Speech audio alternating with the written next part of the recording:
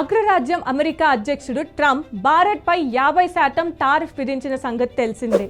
గతంలో 25% సుంకాలు విధించగా ఆ తర్వాత అదనంగా దాన్ని మరో 25%కి పెంచారు.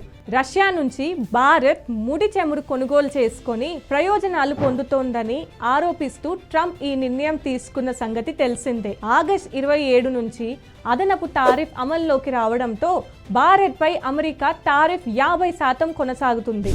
అమెరికా టారిఫ్ ఆంక్షలు విధించిన భారత్ మాత్రం వెనకడుగు వేయలేదు. ఈ నేపథ్యంలోనే అమెరికాకు భారత్ భారీ బిగ్ షాక్ ఇచ్చింది. రష్యా నుంచి ఆయిల్ కొనుగోళ్లు మరింత పెంచేందుకు సిద్ధమైనట్లు రాయిటర్స్ కథనం పేర్కొంది.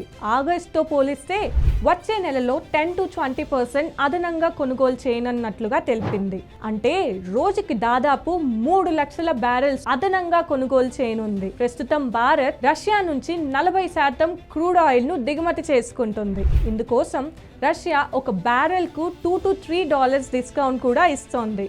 యుక్రెయిన్ దాడులతో మాస్కోలో రిఫైనరీలు దెబ్బతినగా ధరలు కూడా తగ్గే అవకాశం ఉన్నట్లు సమాచారం. పశ్చిమ దేశాల ఆంక్షలతో రష్యాకు భారత్ అతిపెద్ద ఆయిల్ కొనుగోలుదారుగా మారింది.